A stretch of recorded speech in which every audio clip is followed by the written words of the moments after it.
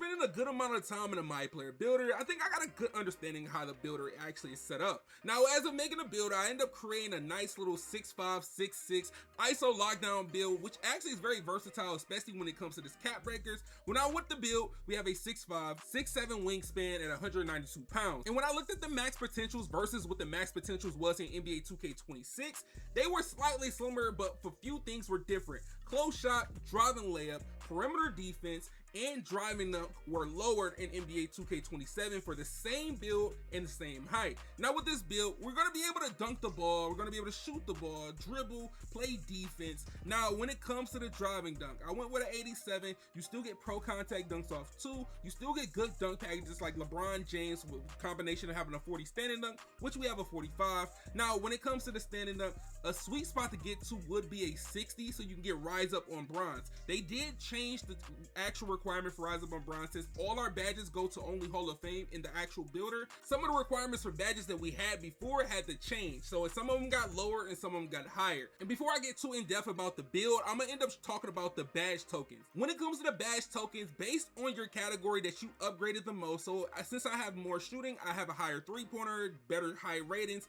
I'm gonna have more badge tokens in my shooting. But since I have a decent drive and dunk, they're only gonna give me 9 badge tokens, and this is not a new concept. This is something that's been in the game before. If you play NBA 2K22 or NBA 2K23, all it is badge points, from having it a 22, 26, 26, and 26 to breaking it down even lower and nerfing it versus what it was years prior. Because back then you had to have a certain amount of badge points to end up putting that level of the badge. As you see, of only having 9 finishing badges, I will only be able to get Aerial Wizard on gold and Posterizer possibly on silver, which is the main 2 badges that I'm gonna look for, and only get those 9 badge tokens. But apparently you can end up earning some more badge tokens as you grind the build. Now I don't know if cap breakers are going to give us that extra when it comes to putting 3 cap breakers or 2 cap breakers, from going from 9 to maybe 15 to 20 if I got a 93 driving dunk as of adding badge tokens. But when it comes to the change of certain attributes, especially when it comes to like layup and things like that, to get certain badges, y'all remember layup mixer in 2K26 were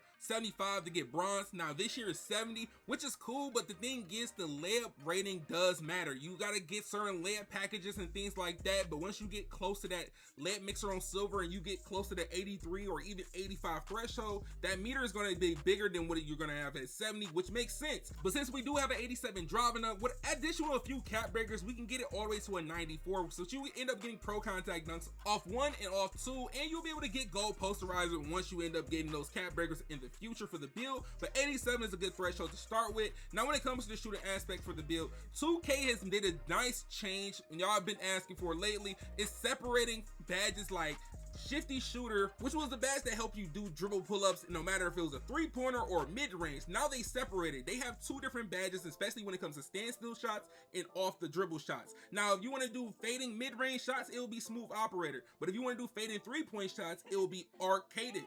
Then if you want to take a set shot from the 3-point line, it will be set fire, and then if you want to do a set shot at the midi, it will be static midi. They made a nice little difference so it won't be like an overpower. People go high midi to get that set shot specialist on gold, or go 93 midi to get set shot specialist on Hall of Fame. Now you got to end up upgrading your 3-pointer to get set shot specialist, aka set fire, which you will have to have 89 to get gold set fire, and you got to have higher to end up getting Hall of Fame set fire. So if you want to think you're gonna come out with a high midi low 3-pointer build and try to finesse all the badges, it doesn't work like that this year. They actually separated them, which you can possibly do it. The only thing is you will have to max +1 and max +2 if you want to go with a lower 3-pointer to get that set fire from silver to Hall of Fame and gold, which you do have to have like a 78 3-pointer to unlock set fire, but you still have to hit the threshold requirements to get those takeover attribute abilities. So keep that in mind. Even though you want to try to finesse the system like that, you still have to think about your takeover abilities in the future. Now we have a 92 3-pointer on this build, and the reason I did a 92 3-pointer, we have majority gold shooting badges. Now once you do 3 cap beggars, or you want to end up maxing this out all the way to 95, you will be able to get all gold shooting badges, and the only badges that you're really missing is going to be limitless range and quick trigger. And if you don't know what quick trigger is, that's the badge to help you no dip. Now having it higher definitely will make you more effective when it comes to your no dip, and it will change the speed of your no dip as I end up having quick trigger on gold or Hall of Fame, or even legend quick trigger. But when it comes to some of these mid-range thresholds of like Smooth Operator. Smooth Operator is going to be the old shifty shooter for middies, and this is going to have to get that 87 threshold to get silver. And 87 threshold for a midi, it can get the job done. And when I was using it, it was actually effective. Just imagine with hotspots and things like that, it'll be way better than what it is. And especially if you do go with a 93 mid-range to get Smooth Operator on gold, it really, that's when it really kicks in fully to me. Especially like I told you, the rating does matter as well, which is why when I created this ISO lock type of build, I wanted to try to tweak it, but as of the time we had, and it was at the end, I ended up wanting to switch out a few things. Having a 92 3-pointer, keeping that, but also trying to get to a threshold of having an 87 mid-range off rip, and also having a 60 standing dunk for this build. And after playing around with the playmaking, I noticed a few things when they changed for the requirements when it comes to passing, things like that. You know you're gonna have dimer on silver at like 70, but the thing is, there's really no crazy in between going from dimer at 70 to all the way to dimer gold, because you need like an 86 or 85 pass accuracy to get dimer gold now. And then when it comes to like break start and things like that, usually people end up going with a 70, a 75, or a 76 pass ac. At this point, it's between you go 70 or 77 or 80. Now, the reason going 77, you get break starter on silver. With having break starter and dimer on silver, at that point, you like, I might as well go for 80 because I get versatile visionary on silver. If you want a decent passing on your build, the 77 to 80 threshold is somewhat equivalent to the 76 in NBA 2K26. That's one thing I definitely noticed. Now, when it comes to the ball control is about the same, especially with certain moves, but as the addition of new moves, you're gonna miss out on a few animations. Now, if you want to end up getting in depth with the animations for dribbling, that's when you have to go look with the animations that you want, and so you can correlate to the build that's on the screen. Now, when it comes with the speed with ball, I had to pay attention to this. This is something you want to really lock in with the speed with ball, because with speed with ball, you're going to make sure that you definitely have an 86 speed with ball. 86 is going to be one of those ones, especially on a build like this, if you want to really be cooking up ISOing, it's going to be very important that you have an 86 speed with ball. For lightning launches on go. But as the next badge, you're going to see pace. You need two more attributes right there to get 88. And 2K made these two builds correlate with each other. They actually are very important, to be honest. You will want to at least have both of these badges on the same level, or unless you're going to end up using your synergy to max +1 or max +2 it to be on the same level or above the level. Now look, with having those two badges, they made sure they correspond with each other. 86 speed with ball is literally lightning launches on gold. 88 is pace on gold. 91 is lightning launches on Hall of Fame. 93 speed with ball is pace on Hall of Fame. Which this year with the speed with ball, I feel like it's going to be even more effective how it was last year, especially on those smaller guards, like having those 91 speed with ball builds and 94 speed with ball builds. They're going to be way effective. You're going to see a big difference versus a 6'2", 6'3" guard with a 94 speed with ball and whatever versus a 6'7" or 6'8" build that has like an 86 speed with ball, hopefully. But as of a 6'8" build with a 75 speed with ball, 80 is going to be that threshold that you got to try to push. I feel like 80 is literally the bare minimum that you want to go for. Like everybody and their mother was going for 75 speed with ball last year. 80 is one of those ones that you will want to go as a sweet spot, as the lowest, to be honest, if you're going to be a ball handler. So you can be able to max +1 and max +2. Lightning launches and pace if they're both going to be on that 80 threshold, since they're both going to end up being silver. And before we move on to the defense, I just want to reiterate when it comes to the pass accuracy, 75 pass accuracy doesn't give you any badge. It's between you go 70, 77, or you go 80 if you want some type of decent passing for your build. Now, as we end up getting into defense, you're going to see we have high perimeter on this build. I have a 92 perimeter on this build, which in the older 2K, I would be able to have a 97 perimeter, but this one, it maxes out as 93, which I told you was a difference when it comes to the max potential versus those two builders. With the builders being somewhat similar, I feel like you can still get the same aspect, as they did change the thresholds and requirements for certain badges. We still get challenger on gold, and since there's no on-ball menace as of the word on-ball menace as a badge, seatbelt is the new on-ball menace. That's all it is. They changed the names for certain badges and they just separate them based on the category, especially when it comes to rebounding and when it comes to three-point shooting. But for defense, we have challenger and seatbelt on gold. We have ankle braces on silver, which is very important. I told y'all all this time, if y'all watch my breakdown, ankle braces is very important. You will get broke if you don't got high perimeter, or you don't got a decent perimeter, or you don't got ankle braces. 86 will be the bare minimum. I would say so you get at least silver ankle braces.